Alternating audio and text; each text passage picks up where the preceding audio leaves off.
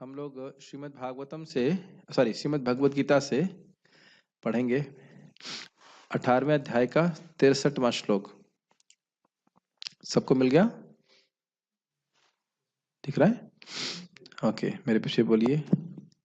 इति ते ज्ञानमाख्यातम् इति ते ज्ञानमाख्यातं गुह्याद् गुह्यतरं मया गुह्यात् गुह्यतरं मया विमृश्येतद् अशेषेण विमृश्येतदशेषेण यथेच्छसि तथा कुरु यथेच्छसि तथा कुरु। इति ते ज्ञानमाख्यातम् इति ते ज्ञानमाख्यातं गुह्याद् गुह्यतरं मया गुह्यात् गुह्यतरं मया विमृश्येतद् अशेषेण विमृश्येतदशेषेण यथेच्छसि तथा कुरु। यथेच्छसि तथा कुरु।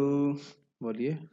इति ते ज्ञानमाख्यातं इति ते ज्ञानमाख्यातम् गुह्यात् गुह्यतरं मया गुह्यात् गुह्यतरं मया विमृश्येतदशेषेण विमृश्येतद् अशेषेण यथेच्छसि तथा कुरु। यथेच्छसि तथा कुरु।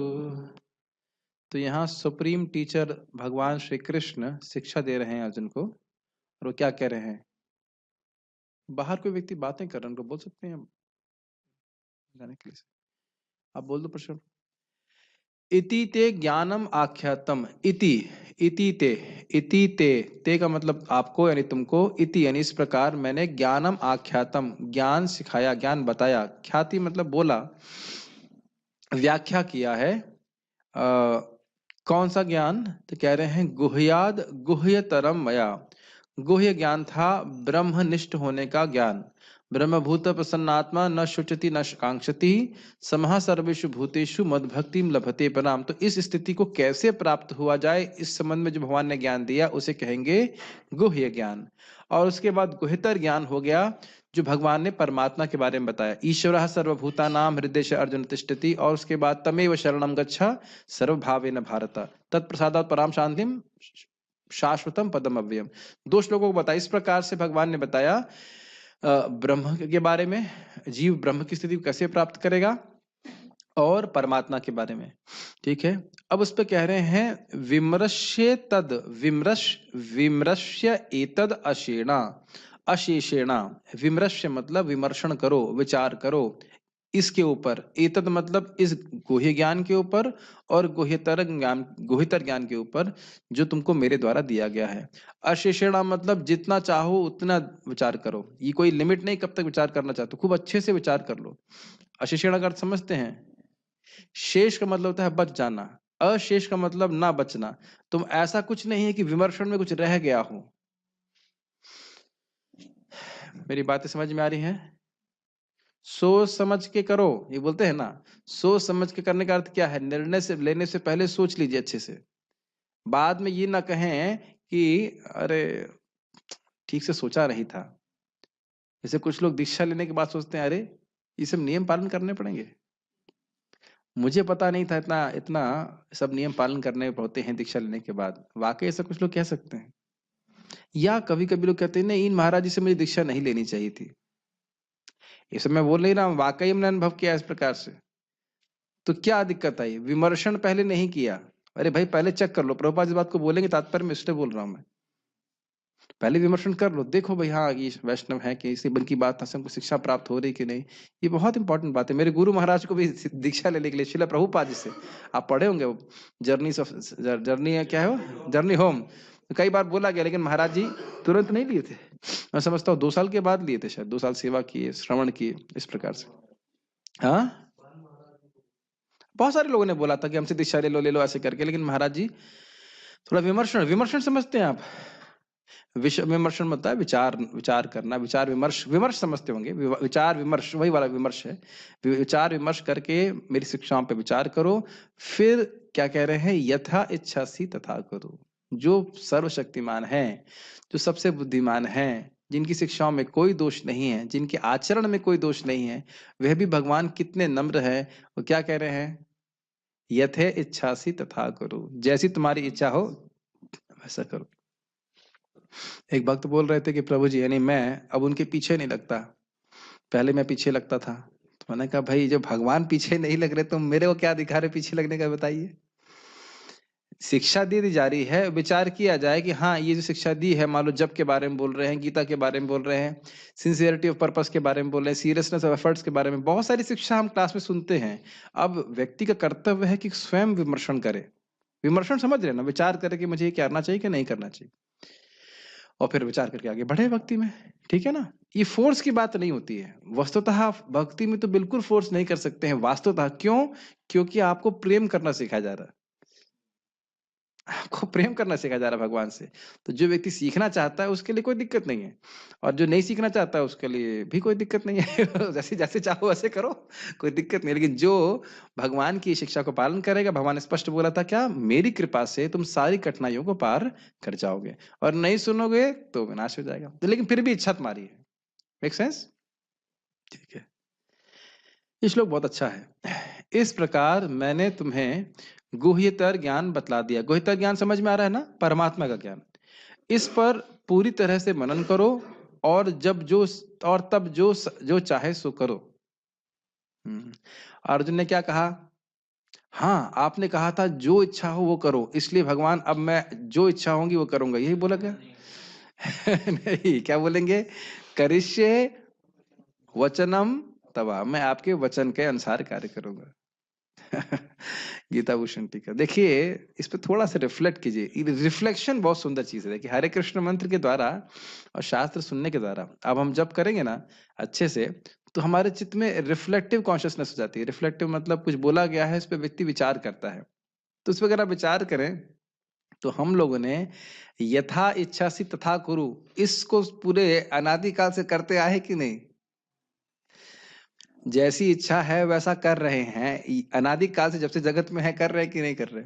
तो विचार कीजिए, क्या सफलता प्राप्त हुई, क्या सुख प्राप्त हुआ? नहीं हुआ। इसे अब यहां से विमर्शन शुरू हो जाए कि मैं अपनी इच्छा से इस जगत में कार्य करता रहा, क्या कभी सुखी हुआ? अब इसी जीवन में देख लीजिए कि भक्ति में नहीं आने से पहले भी क्या हम सुखी हुए? नहीं हुए।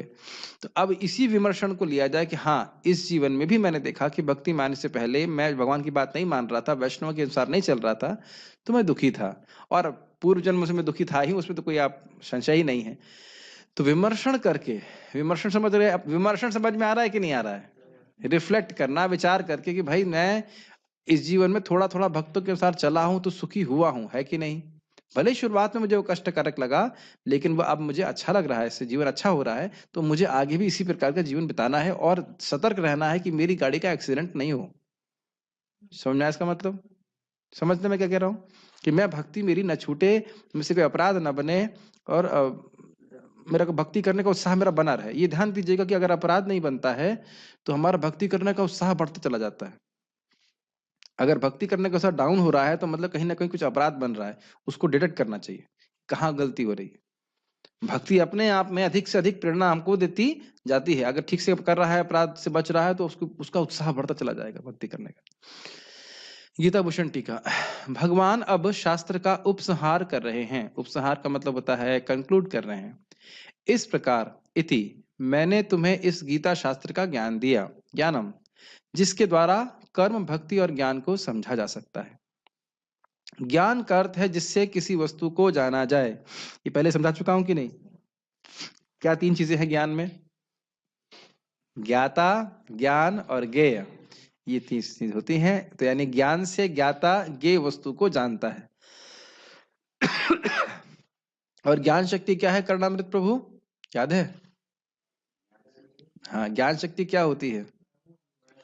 आपका नाम कर्णामृत है। चलो कल से लगाओ सेवा में इसको। 2 बजे उठना है आपको, और उसका कुकिंग करनी सबके लिए। मैंने जानबूझ करके कर्णामृत नाम लिया। कर्णामृत नाम लेने का उद्देश्य क्या था? कि कर्णामृत प्रभु ही एक्टिव हो, यानी कर्णामृत प्रभु जान रहे हैं कि आपका ही नाम कर्णामृत है। अमरनाथ प्रभु, आपका नाम कर्णामृत नहीं है ना? आप कर्णामृत हैं? नहीं है। तो आप देख रहे हैं कि हम सभी के अंदर अवेयरनेस है कि मैं हूं और मैं अन्य से भिन्न, उसे ज्ञान शक्ति कहते हैं। ये आत्मा का गुण है जो जिसके द्वारा हम वस्तुओं को जानते हैं। क्या इस हारमोनियम में, इस माइक में ज्ञान की शक्ति है? बिल्कुल नहीं, ये कुछ नहीं जान सकता कि मैं प्रवचन क्या कर रहा हूँ। तो ये समझना चाहिए, ज्ञान का अर्थ है जिससे किसी वस्तु को जाना जाए और उसके लिए ज्ञाता होना जरूरी है, और वो ज्ञाता आत्मा है। भगवान भी है लेकिन महात्मा के कंटेक्स्ट में बोल रहे हैं। यह उन शास्त्रों से भी गुह्य है जो गुह्य मंत्रों की शिक्षा देते हैं। गुह्याद गुह्यतरम, इसको गुह्य ही रखना चाहिए। इसका मतलब यह है कि जो व्यक्ति योग्य हो उसको ही देना चाहिए। प्रभुपाद जी इंग्लिश में कहते हैं one should not cast pearls before swines, मतलब सुअर के सामने मणि नहीं प्रस्तुत करनी चाहिए। तो जो व्यक्ति इसमें उस ज्ञान को प्राप्त करने के लिए रुचि नहीं रख रहा है, उसको ये ज्ञान देने की कोई आवश्यकता हमको नहीं है। इसको गुह्य ही रखना चाहिए। इस शास्त्र पर पूर्ण रूप से विचार करके, अर्थात अशेषेण, जैसी इच्छा है वैसा करो। इसकी व्याख्या मैंने अभी कर दी थी ना।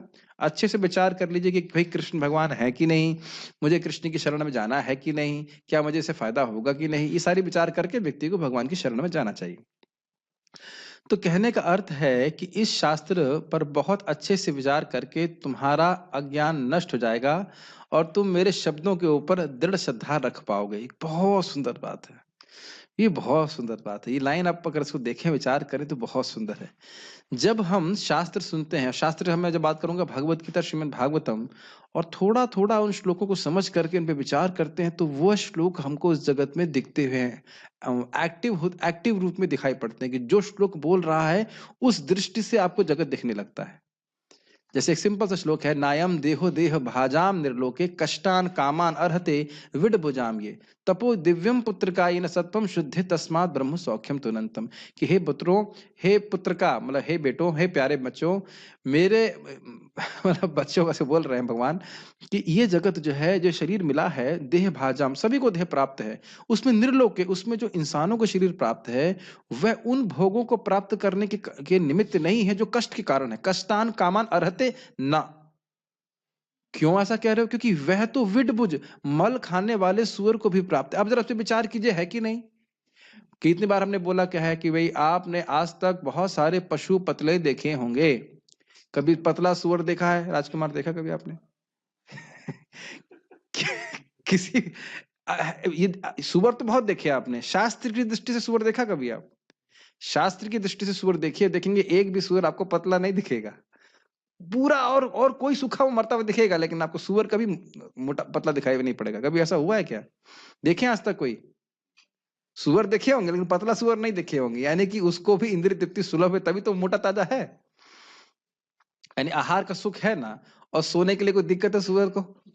कीचड़ में ही सोता है आराम से, कोई दिक्कत नहीं है।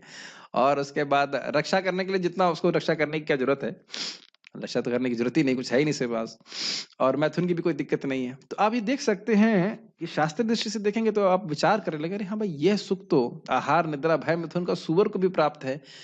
तो इसके लिए मैं प्रयास करता रहूं, इस पे विचार करता रहूं, इसके लिए मतलब प्लानिंग करता रहूं, तो यह जो जीवन की लक्ष्य नहीं है। और हमने कल चर्चा करी थी कि तपस्या करना केवल इंसानों के पास इसकी शक्ति है और किसी के पास नहीं है। तो मैं खाली ये बोल रहा था कि जब आप इस तरह से श्लोक को देखेंगे और अपने जीवन में एक्टिव देखेंगे, तो हमें भगवान की बात पे श्रद्धा होगी। समझ में आ रहा है मेरी बात? जब भगवान बोल रहे हैं दुख का घर है, इस जगत में दुख देखते हैं, तो हमें भगवान की बात पे श्रद्धा होगी। तो कहने का अर्थ यह है कि भगवान की बात पे जब हम विचार करेंगे अच्छी प्रकार से, तो हमारी श्रद्धा भगवान पे दृढ़ होगी। ये बात यहाँ पे कही जा रही है। समझ में आ रहा है आपको? नहीं समझ में आ रहा? जब भगवान की बात पे, भगवत गीता पे आप विचार करेंगे, तो आपकी हमारी जो श्रद्धा है वो भगवान में दृढ़ होगी। और जब श्रद्धा दृढ़ होगी तो फिर आप भगवान की भक्ति को उत्साह से करेंगे। ठीक है, तात्पर्य कुछ इसमें विरोध है? समझ में नहीं आ रहा है बात? आ रही है ना बात? ठीक है। भगवान ने पहले ही अर्जुन को ब्रह्मभूत ज्ञान बतला दिया है। जैसे एक विचार की बात है, भगवान के पास अचिंत शक्तियां हैं कि नहीं हैं? तो आप अपनी अचिंत शक्ति से भगवान के अपने नाम के रूप में हमारी जीवा पे आ सकते हैं कि नहीं आ सकते? तो आप समझ रहे हैं, यहाँ युक्ति आप लगा रहे हैं, विचार कर रहे हैं, लेकिन वो विचार का आधार शास्त्र है, तो इससे हमारी नाम में श्रद्धा बढ़ती है। समझ में आ रहा है ये बात? ओके। भगवान ने पहले ही अर्जुन को ब्रह्मभूत ज्ञान बतला दिया है। जो इस ब्रह्मभूत अवस्था में होता है वह प्रसन्न रहता है, न तो वह शोक करता है, न किसी वस्तु की कामना करता है। ऐसा गुह्य ज्ञान के कारण होता है। ये भी मैंने आपको बताया था कि नहीं? गुह्य ज्ञान क्या है? जिसके द्वारा जीव ब्रह्मनिष्ठ होता है, अपने आत्मा के स्वरूप में स्थित होता है। इसको भगवान ने वहां से समझाया था, ब्रह्मभूत प्रसन्न आत्मा, भाई प्रभुपाद कोट कर रहे हैं। तो वहां तक ले जाकर के भगवान गुह्य ज्ञान को समाप्त करते हैं। कृष्ण परमात्मा का ज्ञान भी प्रकट करते हैं, यह ब्रह्म ज्ञान भी है, लेकिन यह उससे श्रेष्ठ है। इसकी व्याख्या क्या कर रही थी भगवान ने? तम ईश्वर सर्वभूतानां, कहाँ बताया था? कौन से अध्याय में बताया था? इसी में बताया था ना? ठीक है, 18वें अध्याय में बताया गया था अभी कुछ श्लोक पहले कि सभी जीवों के हृदय में ईश्वर हैं और ये परमात्मा का ज्ञान है। और ईश्वर कौन है? वो स्वयं ईश्वर भगवान कृष्ण है। ये हो गया उससे गुह्यतर ज्ञान। यहाँ पर यथा इच्छसि तथा कुरु, जैसे इच्छा हो वैसा करो, यह सूचित करता है कि ईश्वर जीव की यत किंचित स्वतंत्रता में हस्तक्षेप नहीं करते हैं, नहीं करता। इसको मैंने लाल से लिखा है। क्यों लिखा है? क्योंकि बहुत इंपॉर्टेंट है। भगवान ज्ञान देते हैं, और एक्चुअली भगवान ज्ञान भी तभी देते हैं जब भक्तों का संग करते हैं, अन्यथा ज्ञान भी नहीं देते। कहने का अर्थ यह है कि जब से हम लोग पैदा हुए हैं, पहले भी बोल चुका हूँ, खाने का, पीने का, सोने का, ये सब ज्ञान खूब दे रहे हैं, ऑटोमेटिक देते हैं, है कि नहीं? लेकिन भगवान कौन है इसका ज्ञान देते हैं क्या भगवान? नहीं देते। जब तक हम उनको प्रणाम नहीं करते, कदाचित उनकी कोई भक्ति नहीं करते, तब तक भगवान चुपचाप बैठे रहते हैं। क्यों? क्या कारण है? तुम भोग करना चाहते हो, करो। और दूसरा कारण ये भी है कि भगवान हमसे प्रेम करते हैं, और प्रेम में प्रेम थोपा नहीं जा सकता। अगर बल के द्वारा, धन के द्वारा भगवान हमारा प्रेम खरीद सकते तो बहुत पहले खरीद लिया होता। ये बात समझ में आती है आपको? अगर बल के द्वारा, धन के द्वारा भगवान हमारा प्रेम खरीद सकते तो बहुत पहले खरीद लेते कि नहीं?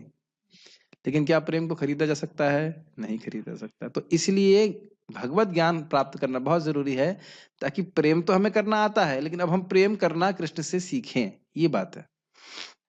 क्या आपको प्रेम करना नहीं आता है? सभी को प्रेम करना आता है, लेकिन प्रेम कृष्ण से करना सीखना होगा, और इसके लिए हमें शास्त्र की युक्ति बहुत जरूरी है। युक्ति नहीं, सॉरी, या शास्त्र का विचार बहुत जरूरी। तो यानी हम अपनी स्वेच्छा से, अपनी स्वेच्छा को भगवान कृष्ण को समर्पित करें। ये बात समझ में आई? समझ में आया शानू प्रभु? स्वेच्छा से स्वेच्छा को समर्पित करें, इसका अर्थ समझ में आता है? किसको समझ में आया? प्रसन्न हरिप्रभु समझ में आ रहा है क्या उसका अर्थ है? पूरी कार्य में न लगा के भगवान और भगवान की सेवा में लगा। हाँ, अपनी इच्छा से, स्वेच्छा से, कि मैं अब इंडिपेंडेंट बिहेवियर, क्या स्वतंत्र, स्वैर आचरण, स्वैर आचरण समझते हैं? जैसी इच्छा होगी वैसा आचरण नहीं करूंगा, जैसा आपने बताया वैसा करूंगा। एक सिंपल सी बात है राजकुमार, आपके 2 लड़के हैं ना? 3 है, सॉरी। तो चलिए ठीक है। अब मान लीजिए, मुझे पता नहीं आपके लड़कों का क्या व्यवहार है, लेकिन मान लीजिए एक लड़का उद्दंड है और एक लड़का आपका अच्छा है, तो तीनों लड़कों के प्रति आपकी समान दृष्टि है कि नहीं? तीनों आपके लड़के हैं, लेकिन जो लड़का आपकी बात मानता है, क्या सहज रूप से उसके प्रति अधिक प्रेम नहीं होता? सिंपल। भगवान के बेटे हम सभी लोग हैं, लेकिन जो भगवान की बात मानता है उस पर भगवान की विशेष कृपा होती है। जैसे मैंने एक उदाहरण दिया था कि राजा सभी की पालन करता है, लेकिन अपने बच्चों का पालन वो विशेष रूप से करता है। और आप लोग देख ही रहे हैं, स्पेशली जो ब्रह्मचारी लोग हैं यहाँ पे, देख रहे हैं भक्त लोग, कि हम लोग कोई विशेष मेहनत नहीं कर रहे हैं, लेकिन कृष्ण के शरणागत है तो कितनी भगवान व्यवस्था करके चल रहे हैं। मतलब भौतिक रूप से भी देखे तो भगवान सारी व्यवस्था करके चल रहे हैं। और अन्य भक्त लोग भी देखते होंगे बाहर रहते हुए, जो भगवान की भक्ति करता है उसके भौतिक रूप से भी जीवन बहुत कष्टकारी नहीं होता। वो अलग बात है, खुद से कष्टकारी बनाना चाहे तो अलग बात है, खुद ही वो सोचे कि बहुत पैसा कमाना, ये करना, वो करना, अलग बात है। लेकिन भगवान के शरणागत अगर रहेगा तो भगवान की कृपा से धीरे आगे पीछे चल के उसका जीवन शांति से चल जाता है। ऐसे प्रभु जी बता रहे थे, इनके पिता 64 राउंड जब करते हैं। मैंने कहा अरे तो बहुत टाइम होता होगा, तो कह रहे हाँ भाई, बिजनेस चल जाता है, बिजनेस अपना घर से बैठ के कर लेते हैं, और बाकी 64 राउंड जब कर रहे हैं घर में रह के भी। तो आप देख सकते हैं कि लोग जब ये सब कैसे, उनको फोर्स तो नहीं कर रहे ना आपके पिताजी को, अपनी इच्छा से भगवान के लिए वो ऑफरिंग कर रहे हैं। Make sense? ये हमारे प्रेम का लक्षण है। अगर आप किसी की प्रशंसा करना चाहते हैं तो वो आपको अच्छा लगता है कि नहीं? अगर आप किसी गुणगान करना चाहते हैं, वो आपको अच्छा लगता है या बुरा लगता है? राम स्वरूप प्रभु, क्या लगता है आपको? अगर किसी का गुणगान करना चाहते हैं हम, तो हमको अच्छा लग रहा है कि बुरा लग रहा है? अच्छा लग रहा है, तभी ना कर रहे हैं। और इस संबंध में प्रभुपाद जी बहुत अच्छा बोलते हैं। प्रभुपाद जी कहते हैं कि जो नेता के चेले होते हैं, क्या करते हैं वो? हमारा नेता जय हो, हमारा नेता जय हो, और तो कुछ नहीं करते ना इलेक्शन में, तो केवल यही करने के लिए नेता सारी सुविधा देता है कि नहीं? खाने पीने रहने की खूब व्यवस्था होती कि नहीं? तो अगर, और वह गुणगान झूठा गुणगान है, क्योंकि वो नेता नालायक है, लेकिन उसका खाली गुणगान जोर जोर से करते हैं रोड पे जाकर के, यहाँ जाकर के, तो सारी व्यवस्था करता है कि नहीं? तो कृष्ण के भक्त अगर वाकई भगवान कृष्ण तो महान है ही, उनका गुणगान करे कृष्ण भगवान है, ये है वो है, तो कृष्ण क्यों नहीं व्यवस्था करेंगे? ये उदाहरण मुझे बड़ा अच्छा लगा प्रभुपाद जी का। तो आप देख सकते हैं कि इस प्रकार से मैं खाली बात ही कर रहा था कि हम अपने जीवन को, अपने स्वैराचरण को त्याग करके यह सोचें कि कैसे मैं कृष्ण की कीर्ति का प्रचार इस जगत में, जब तक इस जगत में हूं, कर सकता हूं। ये विचार, ये फोकस हमारा जीवन में होना चाहिए। That is pleasing to Krishna the highest way. Krishna को सबसे अधिक प्रसन्न करता है। और न सिर्फ कीर्ति, बल्कि और कठिन चीज, ये बहुत ही कठिन है, वैष्णव जिस प्रकार से किसी व्यक्ति से बर्ताव करते हैं, वो व्यक्ति वैसे ही सोचता है कि कृष्ण भी उससे वैसे ही बर्ताव करेंगे। ये लाइन तो अगर आप विचार करेंगे तो एकदम स्टैंडर्ड को कितना ऊंचा उठा देता है ना। हम किसी व्यक्ति से कैसे बर्ताव करेंगे एक वैष्णव के रूप में, वो व्यक्ति यही सोचेगा कि हाँ, भगवान भी मुझसे ऐसे ही बर्ताव करेंगे, क्योंकि भगवान के जैसे सेवक हैं भगवान भी वैसे ही होंगे, जैसे जैसे सेवक हैं वैसे स्वामी भी वैसे ही होंगे। ये तो मैं खाली अपने को बोल रहा हूँ, अगर इस पे पता नहीं कहाँ से बात आ गई, ये बोलने का प्लान था नहीं, लेकिन ये बात आ गई मुख से, और ये बहुत कठोर बात है। कठोर से मेरा मतलब है कि बहुत बहुत डिफिकल्ट है। ये कृष्ण बहुत कृपालु है कि नहीं? कृष्ण बहुत सेंसिटिव हैं, कृष्ण बहुत किसी के दोष नहीं देखते, है कि नहीं? और वैष्णव समाज में अगर भक्त लोग भी भगवान के गुणों से सिकते रहें, तो लोग उनके प्रति आकर्षित हो जाएंगे। भगवान को कहाँ देख पाते हैं शुरुआत में, है कि नहीं? शुरुआत में क्या, बहुत दिन के बाद भी नहीं दिखाई पड़ते भगवान। भक्तों से व्यक्ति आकर्षित होता है। तो भगवान से प्रार्थना करना चाहिए कि ऐसा गुण हो हमारे अंदर भगवान, कि हम आपको प्रसन्न करने वाला आचरण कर सकें। एनीहाउ, मैं सब वही बातें खाली कर रहा था कि हमारी स्वतंत्रता पे हम भगवान को समर्पित करें, क्योंकि भगवान हस्तक्षेप नहीं करने वाले।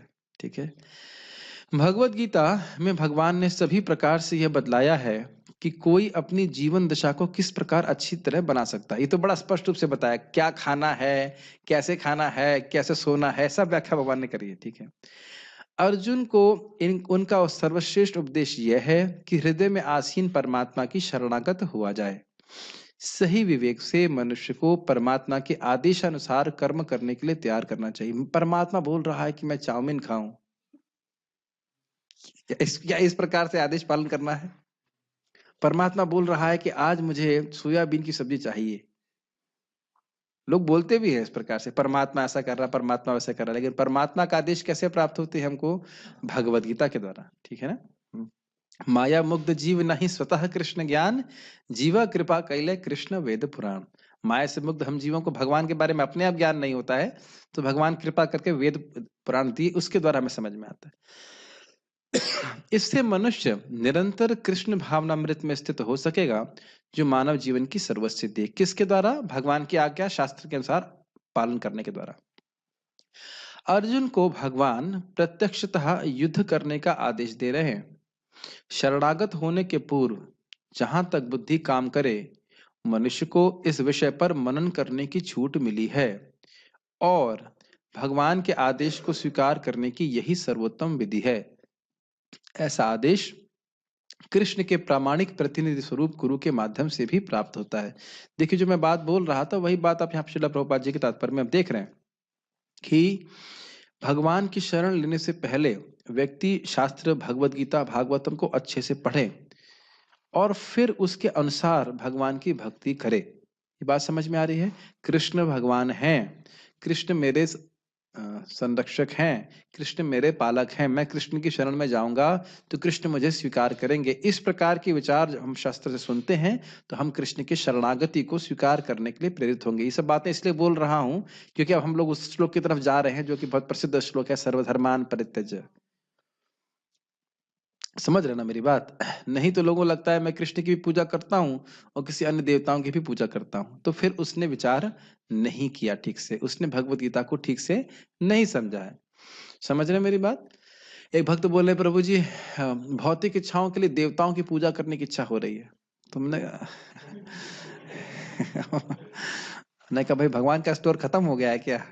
भगवान के पास क्या आप भौतिक इच्छा से नहीं जा सकते? लेकिन जानते क्या क्या चाहते हो? या तो कारण ये होगा कि कुछ भौतिक इच्छा गड़बड़ होगी, वो सोच रहे होंगे कि कृष्ण तो पूरी नहीं करेंगे, ये तो हो सकता है, ये बात है। और या फिर ये सोच रहे होंगे बहुत टाइम लगाएंगे कृष्ण, और जबकि वो दीक्षित भक्त हैं, हम ही उनको दीक्षा दिलवाए हैं। तो मैंने कहा भाई, हमने कहा देखो भौतिक, हमने कहा हम सपोर्ट तो नहीं करेंगे आपका, भगवान के छोड़ करके देवताओं की शरण में जाना यह अच्छी बात नहीं है। भौतिक इच्छा भी है तो भगवान के ही पास चाहिए, भगवान इच्छा पूर्ण कर देंगे और बुद्धि भी दे देंगे कि भाई ये सब इच्छा मतलब मांगने से कोई फायदा नहीं है।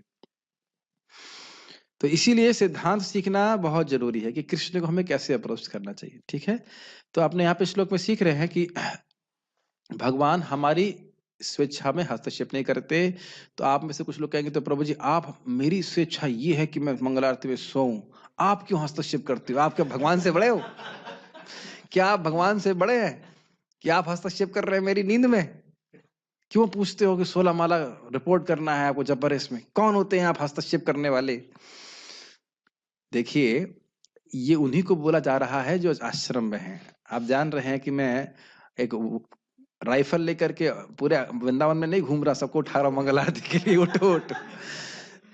ये हमारा कर्तव्य है कि जब भक्त लोग यहाँ पे हैं तब तक उनको बोला जाए, या जो लोग साइन अप करते हैं उसके लिए साइन अप समझ रहे हैं कि भाई हमको बताया जाए, हमें सिखाइए तो हम कर सकते हैं। ये भगवान की द्वारा मेरा दिया गया प्रिय, भगवान तो बहुत दूर हो गए, पिछले प्रभुपाद जी के द्वारा या मंदिर के अध्यक्ष के द्वारा हमें एक क्या कहते हैं सेवा दिया गया है। परम पूज्य जयप्रता का महाराज जी का एक स्टेटमेंट था, उनके शिष्य ने उनको बोला कि लिखा हुआ आया था बिल्कुल कि महाराज जी ये जो मंदिर की अथॉरिटी वो देख नहीं रहे कि हमारी साधना के बारे में। तो महाराज बोले कि मैं उनसे निवेदन करूंगा कि वो देखें कि आपकी साधना ठीक चल रही है। महाराज पढ़े हैं उसको, महाराज का स्टेटमेंट इस प्रकार से। तो गुरु का सेवा कर रहे हैं अगर हम, लेकिन हम मदद कर रहे हैं। आप देख रहे होंगे कि मैं गुस्सा नहीं करता, खाली इतना बोलता सुबह उठ जाओ, गुस्सा करता हूँ? गुस्सा तो नहीं करता, गुस्सा तो नहीं कहेंगे उसको, है कि नहीं? हित के लिए बोल रहे हैं। देखिए जो व्यक्ति, क्या श्लोक है वो, सकृद एक बार भी भगवान की सकृद एवं संग प्रतिमा, भगवान के अंग रूप को जबरदस्ती भी मन में एक बार भी लेके आ गया तो भगवान उसको भागवती गति देते हैं, अपना धाम देते हैं। एक बार सुखदेव गोस्वामी बोलते हैं आघासुर के प्रसंग में, एक बार ऐसा करता है। और अगर रोज कोई मंगल आरती में जाकर के भगवान का दर्शन करे तो फिर कितनी सुंदर बात हो जाएगी। तो न सुन पारण के कारण लगता है कि हम, हमारे पर हमें अत्याचार किया जा रहा है, हमारी क्या कह सकते हैं उसको, स्वेच्छा में हस्तक्षेप किया जा रहा है। भगवान भी करते नहीं, ये कहाँ से आ गया करने के लिए? अपने को भगवान से बड़ा समझता है क्या? लेकिन नहीं, भगवान के पास ले जाने की सारी व्यवस्था है। तो हम अपनी स्वेच्छा को कैसे कल्टीवेट किया जाए इसकी ट्रेनिंग देने के लिए हमने स्वीकार किया। ओके, आगे पढ़ते हैं, एक श्लोक और लेंगे। अब भगवान गुह्यतम ज्ञान देंगे और उसके लिए वह एक आमुख, एक इंट्रोडक्शन प्रस्तुत कर रहे हैं। वह लेकर के हम सर्व गुह्यतम ज्ञान की चर्चा भगवान ने अगर चाहा तो कल करेंगे। बस इसको आज गुह्यतर समझ रहे ना, गुह्यता ब्रह्म ज्ञान, गुह्यतर परमात्मा ज्ञान और भगवान का ज्ञान, शुद्ध भक्ति का ज्ञान, गुह्यतम के बारे में चर्चा करेंगे कल। तो उसके बारे में खाली इंट्रोडक्शन भगवान आज दे रहे हैं। मेरे पीछे बोलिए, सर्व गुह्यतमं भूयः, सर्वगुह्यतमं भूयः शृणु मे परमं वचः, शृणु मे परमं वचः, इष्टोऽसि मे दृढमति, इष्टोऽसि मे दृढमति, ततो वक्ष्यामि ते हितम्। ततो वक्ष्यामि ते हितम्। सर्वभूत गुह्यतमं भूयः, भूय मतलब पुनः, मैं अब तुमको सबसे गुह्य ज्ञान दूंगा। गुह्यतम समझते हैं? Third degree, first degree, English में पढ़े थे ना, first degree, second degree, third degree. Hindi में क्या कहते हैं उसको? हिंदी में गुड बेटर बेस्ट कहते हैं, और फिर इंग्लिश में क्या कहते हैं उसको? हिंदी में अब मुझे हिंदी में यही कहते हैं, गुह्य, गुह्यतर, गुह्यतम। ठीक है, तो गुह्य, सर्व गुह्यतम मतलब सबसे गुह्य ज्ञान मैं तुमको दूंगा। भूयः मतलब पुनः कहूंगा। शृणु में परमं वचन, मेरे परम वचन को कहिए, सुनो। कौन बोल रहे हैं? परमेश्वर। इससे श्रेष्ठ कोई वचन नहीं है, यह तुम मुझसे सुनो। क्यों मुझसे कह रहे हैं? तो कह रहे इष्टोसी, तुम मुझको बहुत प्रिय हो। इष्टोसी में आपने ये सुना इष्ट देव, ये मेरे इष्ट देव हैं, इसका अर्थ क्या है? ये सब मेरे सबसे प्रिय देव हैं, है ना, ऐसा बोलते हैं। इष्टोसी मतलब यहाँ क्या अर्थ हुआ कि तुम मुझको बहुत प्रिय हो, अर्जुन को बोल रहे हैं। और दृढ़मिति, तुम्हारी मति, तुम्हारी श्रद्धा मुझ में बहुत दृढ़ है। ततो, इसलिए, वक्ष्यामि ते हितम, इसलिए मैं वक्ष्यामि, मैं कह रहा हूं, ते हितम, तुम्हारे हित के लिए। समझ में आ रहा है आपको? बहुत सुंदर श्लोक है ये। इष्टोसी में दृढ़मति ततो वक्ष्यामि ते हितम। भगवान, कितना सुंदर बात है, भगवान हमारे आत्यंतिक, आत्यंतिक का मतलब होता है हाईएस्ट, सुपर, सब सर्वश्रेष्ठ कल्याण को मन में रखते हुए हमारे हित के लिए बोल रहे हैं।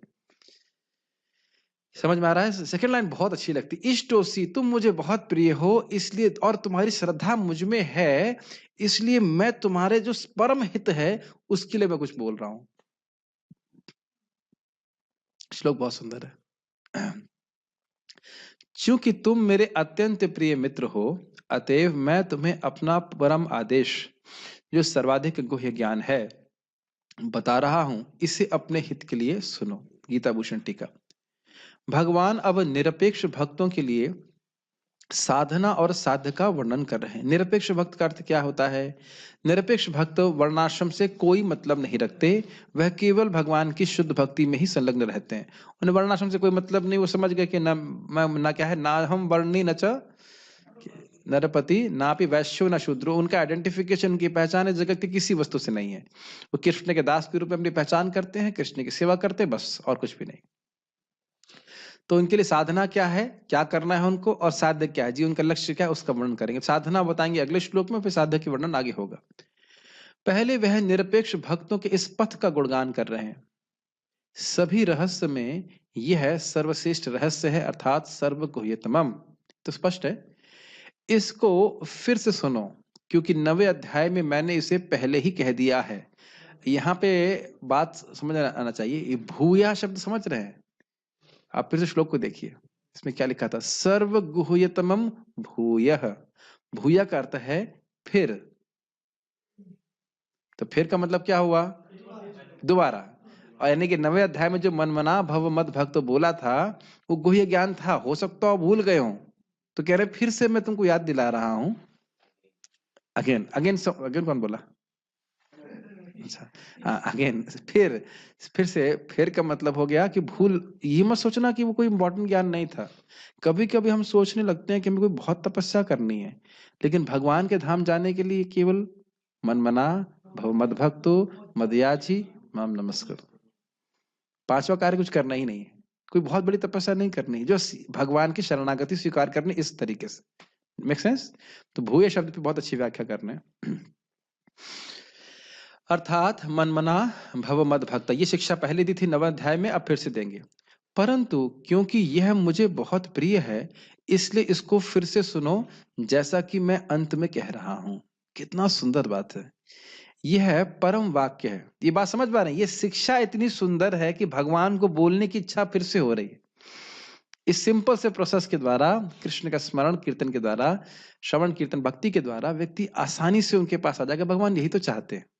ये तो नहीं चाहते कि हम इस झूठे जगत में झूठी जिंदगियां जीते रहें, झूठी पहचान के संग। ये तो भगवान नहीं चाहते। तो और जानते हैं, इस सिंपल से तरीके से जीव मेरे पास बड़ी आसानी से हमेशा हमेशा के लिए आ जाएगा, इसलिए कह रहे हैं इसको करो। आप देखते होंगे, मैं अपने प्रवचनों में भी कुछ बातें जो मेरे हृदय को बहुत अच्छी लगती हैं, वो बार बार बोलता हूं। आपने नोटिस किया से? कई बार वो बातें बार बार आती हैं, बार बार आती हैं, बार बार आती है, क्योंकि वो हृदय को बहुत, हृदय के क्लोज रहती है, हृदय के, कैसे बोलते हैं इसको, they are very near to the heart. तो उसी प्रकार से हम यहाँ पे देख रहे हैं कि भगवान को ये शिक्षा, मन मना भव वाली शिक्षा भगवान को बहुत पसंद है, इसलिए भगवान फिर से अर्जुन को बोल रहे हैं।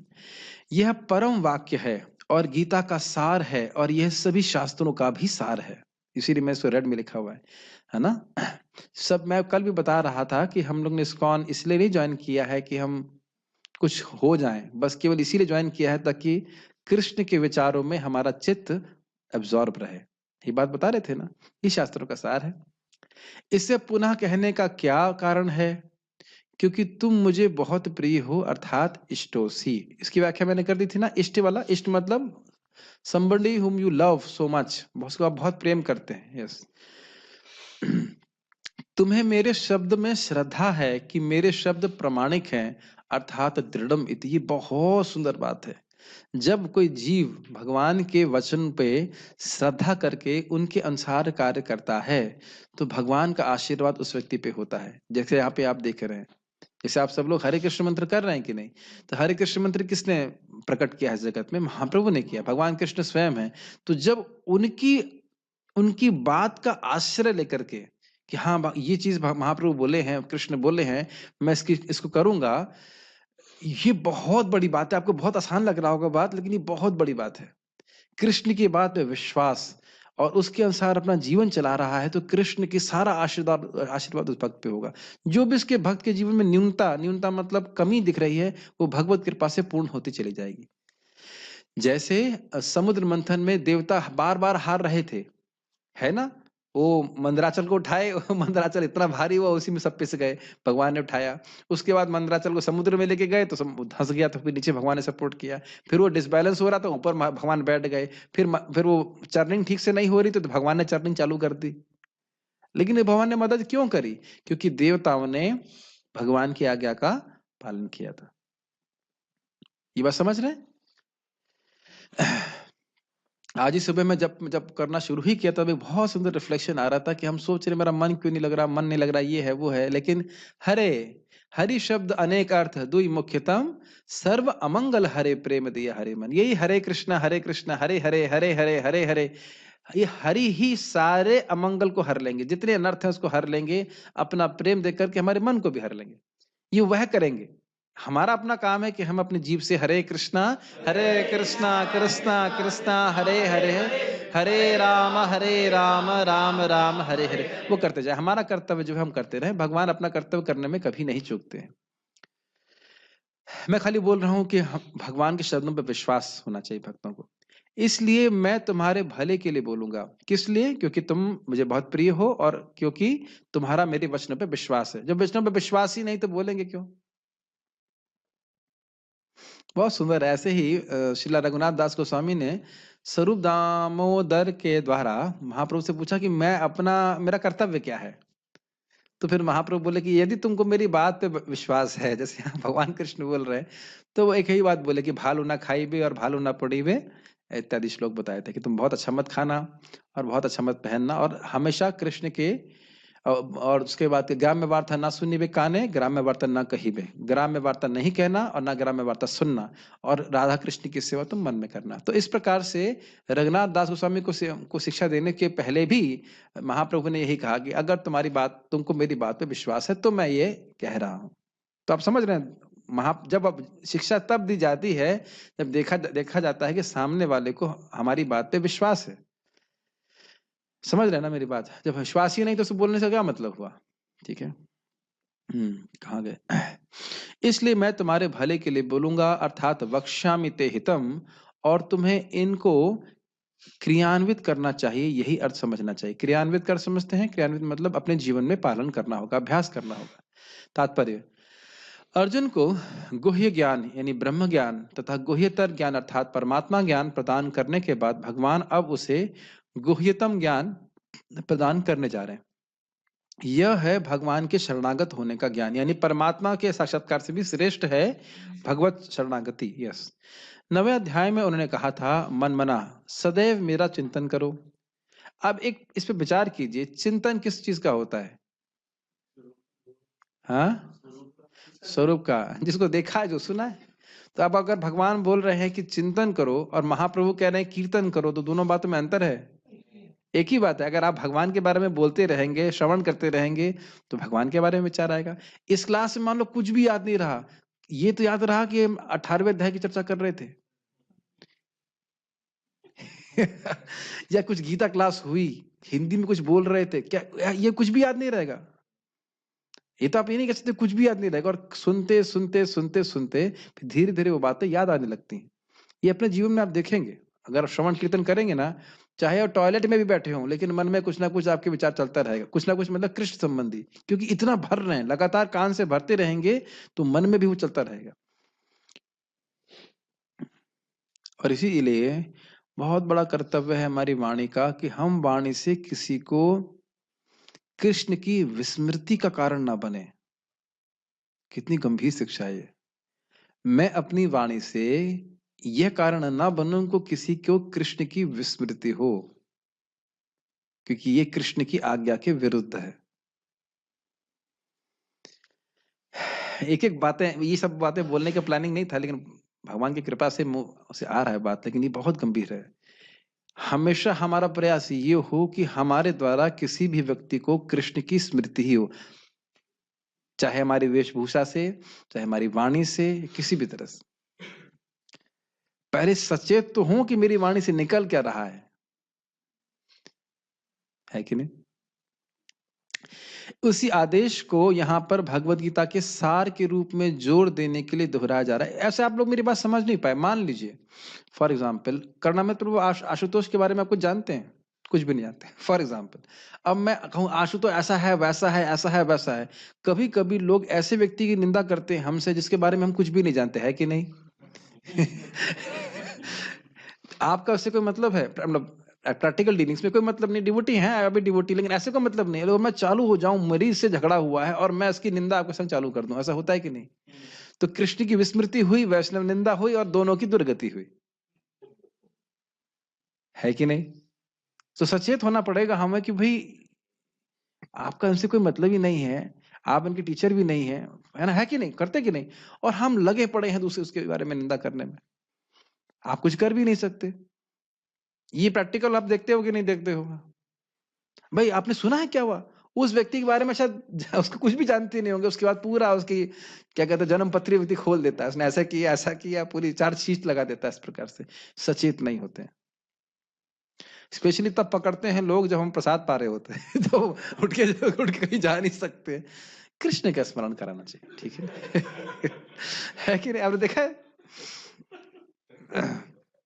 चलिए खैर ठीक, कहाँ थे हम लोग? उसी आदेश को यहाँ पर भगवत गीता के सार के रूप में जोर देने के लिए दोहराया जा रहा है। यह सार सामान्य जन की समझ में नहीं आता है, लेकिन जो कृष्ण को सचमुच अत्यंत प्रिय है, कृष्ण का शुद्ध भक्त है, वह समझ लेता है। सारे वैदिक साहित्य में ये बात समझ में आ रही है। प्रभुपाद जी क्यों बोल रहे हैं मन मना भव भक्तो? जब भगवान बोल रहे हैं तो कुछ लोग ऐसे हैं जो कहेंगे नहीं, कृष्ण का स्मरण नहीं करना है, कृष्ण के अंदर एक परमात्मा निर्विकार निर्विशेष ब्रह्म है, उसका स्मरण करना है। ये वो अंदर बैठा हुआ है जो कृष्ण को बुला रहा है, इस तरह बुलवा रहा है, इस प्रकार से। और जबकि ऐसी व्याख्या कहीं कहीं कोई आवश्यकता ऐसी व्याख्या की बिल्कुल नहीं है। तो इस प्रकार के लोग बात करते हैं। तो ऐसे सामान्य लोग होते हैं जो आचार्य गणों की बात नहीं सुनकर इस प्रकार की व्याख्या करते हैं। सारे वैदिक साहित्य में यह सर्वाधिक महत्वपूर्ण आदेश है। क्या महत्वपूर्ण आदेश है? मन मना भव मत भक्तो। यस, इस प्रसंग में जो कुछ कृष्ण कहते हैं वह ज्ञान का सर्वाधिक महत्वपूर्ण अंश है और इसका पालन केवल अर्जुन द्वारा होना चाहिए। समय अच्छा, आपके में कुछ अलग लिखा है क्या? अच्छा, ना था क्या इसमें? ओह अच्छा, मुझे लगा हमारा, हम तो यही पढ़ना चाहते हैं कि केवल अर्जुन को होना चाहिए। नहीं, इसका पालन न केवल अर्जुन द्वारा होना चाहिए अपितु समस्त जीवों द्वारा होना चाहिए। अब आप कहेंगे प्रभु जी मन तो लगता नहीं है, फिर क्या करना है? तो एक बड़ी बात ये बताइए कि अगर क्या भगवान को ऐसी आज्ञा देंगे जो हम पालन ना कर सकें? जैसे मान लीजिए हमारे कर्णामृत प्रभु को कर्ण में कुछ प्रॉब्लम है, कान में दर्द है। अब मैं कहूँ आप हिमालय में जाइए, वहां पे आपको 100 किलोमीटर अंदर फॉरेस्ट में जाइए, वहां एक जड़ी बूटी है वो खाइए तो आप ठीक हो जाएंगे, तो आप करेंगे उसको? तो ऐसा साधन बनाने की कोई जरूरत है नहीं ना। मैंने बताया था कि कोई होम्योपैथिक मेडिसिन ले लेंगे ठीक हो जाएंगे, तो आप समझ सकते हैं कि भगवान ऐसा साधन नहीं बताने के जो हम नहीं कर सकते। प्रैक्टिकल अभी उससे तुम कल चर्चा करने वाले हैं। मन वहीं जाता है जहां पे पहले उसने कुछ श्रवण किया हो या देखा हो, तो वहां उसको कंट्रोल करने का प्रयास करें। आप देख सकते हैं जितनी बार बोलते हैं ना मन नहीं लग रहा जप में, मतलब क्या? जो देखा है, जो सुना है, उसी में मन जा रहा है बार बार। और पता नहीं कितने पुराने पुराने विचार आते रहते हैं कि नहीं, एक के बाद एक लेयर खोलते चले जाइए तो आता रहता है। लेकिन पॉइंट इज दिस कि इस ज्ञान को अगर ग्रहण कर ले हम लोग, उसका अभ्यास करें, तो निश्चित रूप से भगवान की कृपा प्राप्त होगी। ठीक है, कोई प्रश्न है किसी भक्त का तो हम ले सकते हैं। यहाँ पे कोई प्रश्न देख रहा हूँ, अरे बाप रे बड़े लंबे प्रश्न है। आवाज नहीं आ रही, अब तो प्रवचन हो गया ये तो वाह वाह। ठीक है, विदुर जी भ्रमण गए पड़े, फॉरेस्ट में चले गए, तो डियर प्रभु जी क्या ब्रह्म ज्ञान श्रीमद् भागवतम और भगवत गीता के परम ज्ञान से कुछ अलग है? नहीं, ब्रह्म ज्ञान का अर्थ है, अब पता नहीं आप किस कंटेक्स्ट में बोल रहे हैं। ब्रह्म ज्ञान का, विदुर जी ब्रह्म ज्ञान प्राप्त करने के लिए फॉरेस्ट चले गए, ऐसा कहाँ हुआ? ब्रह्म ज्ञान प्राप्त करने के लिए नहीं गए थे, वह युद्ध में भाग नहीं लेना चाहते थे। तो ये प्रश्न का थोड़ा सा आधार नहीं ठीक है। ये जब महाभारत का युद्ध होने वाला था तो उसमें वो भाग नहीं लेना चाह रहे थे, तो उस समय वो भ्रमण के लिए चले गए। तो वो तो पहले से शुद्ध भक्त है, वो ब्रह्म ज्ञान क्यों प्राप्त करेंगे? ओके, बहुत ही ठीक है। कई बार पता नहीं प्रश्न है, प्रश्न नहीं है कुछ, बेटा बेटी की बात हो रही समझ में नहीं आ रहा है। ठीक है, कभी कभी किसी भक्त ने हमको दुख दिया तो मन करता है किसी को बता दें, फिर क्या करें? हाँ, ये एक स्वाभाविक सी बात है। देखिए, कभी कभी भक्त लोग हमेशा भक्त की तरह बर्ताव नहीं करते हैं, तो स्वाभाविक है कि हम अपने दुख को किसी भक्त से शेयर कर सकते हैं। लेकिन अब ये नहीं है कि बस उसके निंदा करते चले जाए। ठीक है, दुख तो दे ही देते हैं कभी कभी भक्त। देखिए, जब तक व्यक्ति भक्त नहीं पूरी तरह से बना है, अपने स्वभाव के अनुसार वह कुछ ना कुछ गलत कार्य कर देगा, तो धीरे धीरे हम सहनशील हो जाते हैं इस बात के लिए। और कोई प्रश्न है आप में से किसी भक्तों का? ठीक है, तो हम लोग कल भगवान के द्वारा दिए गए परम गुह्य ज्ञान को, गुह्यतमम ज्ञान की चर्चा भगवान ने चाहा तो करेंगे। श्रीमद् भगवद गीता की जय, श्रील प्रभुपाद की जय।